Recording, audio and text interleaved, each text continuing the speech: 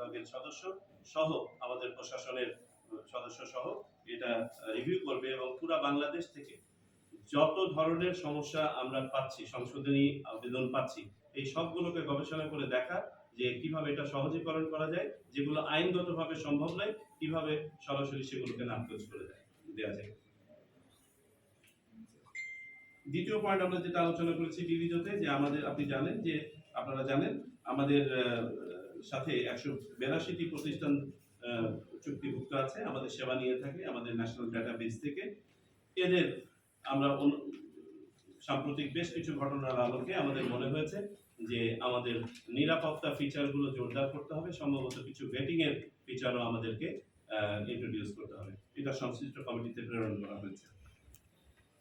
প্রবাসী বাংলাদেশিদের ভোটিং পদ্ধতি নিয়ে আমরা আলোচনা করেছি। উপকমিটিতে কমিটি এবং উপকমিটি পর্যায়ে এটা নিয়ে আলোচনা হয়েছে। আলোচনার পরে আমরা যেটা দেখতে পেয়েছি, ইন্টারন্যাশনাল প্র্যাকটিস এবং আমাদের বাস্তবতায় 3টি সম্ভাব্য পদ্ধতি আমাদের সামনে আছে। একটি বর্তমানে যেটা আছে পোস্টাল ব্যালট, যেটা খুব একটা কার্যকরী নয়। দ্বিতীয় প্রক্সি ভোটিং। প্রক্সি ভোটিং এর বিধান বিভিন্ন দেশে আছে, এটা হচ্ছে আমাদের দ্বিতীয় অপশন। আর থার্ড অপশন হচ্ছে ডিজিটাল বা অনলাইনে ভোট দেওয়ার ব্যবস্থা। কিন্তু অনলাইনে ভোটিং এর এই ব্যাপারটি খুব সহজ নয়।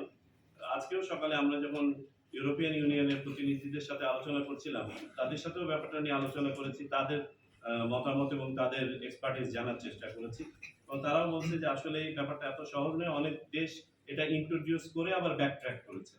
তো আমরা যেটা সিদ্ধান্ত নিয়েছি যে আমরা প্রথম দুইটাকে ম্যাচিউর করব, পাশাপাশি 3 নম্বর অপশনটাকে নিয়ে আমরা একটা ডেভেলপ করব, ফিচার ডেভেলপ করব এবং এটার একটা পাইলটিং করব, করে দেখবো এটা ফিজিবল কিনা, এবং সংশ্লিষ্ট সকল পক্ষ আবার এটার সাথে সম্মত হওয়ার ব্যাপার আছে।